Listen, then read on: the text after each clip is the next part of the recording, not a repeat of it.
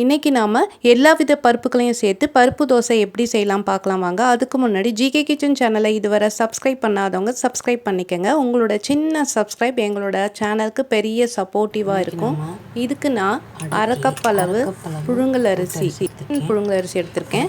அரை கப் அளவு ரேஷன் பச்சரிசி, 2 ஸ்பூன் அளவுக்கு உளுத்தம் பருப்பு, 2 ஸ்பூன் அளவுக்கு பச்சை பருப்பு, அரை கப் அளவு துவரம் பருப்பு, அரை கப் அளவு கடலைப்பருப்பு. இந்த 4 பருப்பு வகைகளையும் ஒன்றா சேர்த்து நல்லா கழுவி 4 மணி நேரம் ஊற வச்சுக்கணும். இந்த 2 அரிசியும் ஒன்றா சேர்த்து நல்லா கழுவி 4 மணி நேரம் ஊற வச்சுக்கணும். இப்போ பாருங்கள், 4 மணி நேரத்துக்கு அப்புறம் நல்லா ஊறி இருக்குது பருப்பு. இது மிக்சியில் சேர்த்து மசால் வடைக்கு அரைக்கிற மாதிரி அரைச்சி எடுத்துக்கோங்க. அரிசியும் நல்லா ஊறி இருக்குது. இதையும் கொரப்பாக அரைச்சி வச்சுக்கோங்க.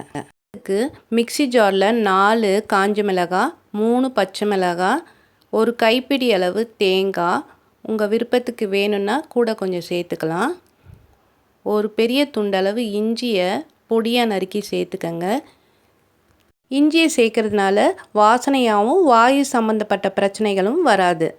தாளிப்புக்கு ஒரு கடாயில் எண்ணெயை சேர்த்து கடுகு பொரிஞ்சதும் 1 ஸ்பூன் அளவு கடலைப்பருப்பு, 1 ஸ்பூன் அளவு உளுந்த பருப்பை சேர்த்து நல்லா வறுத்துக்கங்க. தேவையான அளவு வெங்காயம், 2 வெங்காயத்தை நான் நறுக்கி சேர்த்துருக்கேன். கருவேப்பிலையும் சேர்த்து நல்லா வதக்கிக்கங்க. பாதி அளவு வதங்கினா போதும். அப்போ தான் தோசையில் நல்லாயிருக்கும் அதோடு சேர்த்து சாப்பிட. வெங்காயம் வதங்கிடுச்சு. இதை மாவில் சேர்த்துக்கலாம். அரைச்சி வச்சுருக்கிற பச்சை மிளகாய், இஞ்சி, தேங்காய், வரமிளகாய் எல்லாத்தையும் மிக்சியில் சேர்த்து அரைச்சி இதோடு சேர்த்துக்கலாம். தேவையான அளவு உப்பையும் சேர்த்துக்கலாம். மாவு கெட்டியாக இருக்கும், அதனால் தேவையான அளவு தண்ணியை சேர்த்து நல்லா கரைச்சிக்கணும். ஒரு அரை ஸ்பூன் அளவு பெருங்காய பொடியும் சேர்த்துக்கங்க. நல்லா கலந்து விட்டுக்கோங்க. மாவு பாருங்கள், இப்படி தண்ணியாகவும் இல்லாமல் திக்காகவும் இல்லாமல் மீடியமாக இது போல் இருக்கணும். மாவு பாருங்கள் எவ்வளோ கொரப்பாக அரைச்சிருக்கோம். தோசைக்கல் காயட்டும்ன்ட்டு தோசை ஊற்றுற மாதிரி இதில் ஊற்றிக்கணும்.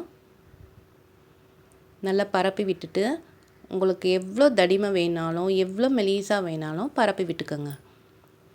இதுக்கு நல்ல எண்ணெயை சேர்த்து செஞ்சோம்னா நல்ல மொறுமொறுன்னு இருக்கும். எண்ணெய் கம்மியாக ஊற்றினா நல்லா இருக்காது, எண்ணெய் நல்லா ஊற்றணும். சாதாரண தோசைக்குனா இதில் கொஞ்சம் அதிகமாக ஊற்றினா தான் தோசை நல்லா இருக்கும். தோசை நல்லா வெந்ததும் திருப்பி போடுங்க. மிதமான தீயில் வேகட்டும். ஹை ஃப்ளேமில் இருந்தால் கருகிடும். பாருங்கள், இப்படி திருப்பி போட்டோன்னே நல்ல செவக்க இருக்குது. மிதமான தீயில் தான் சுடணும்.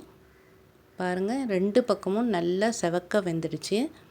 இந்த தோசையை அப்படியே சாப்பிட்லாம், ரொம்பவே டேஸ்ட்டாக இருக்கும்.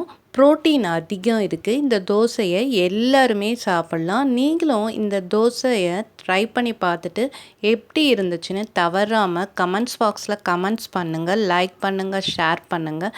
நம்ம சேனலை சப்ஸ்கிரைப் பண்ணி சப்போர்ட் பண்ணுங்கள்.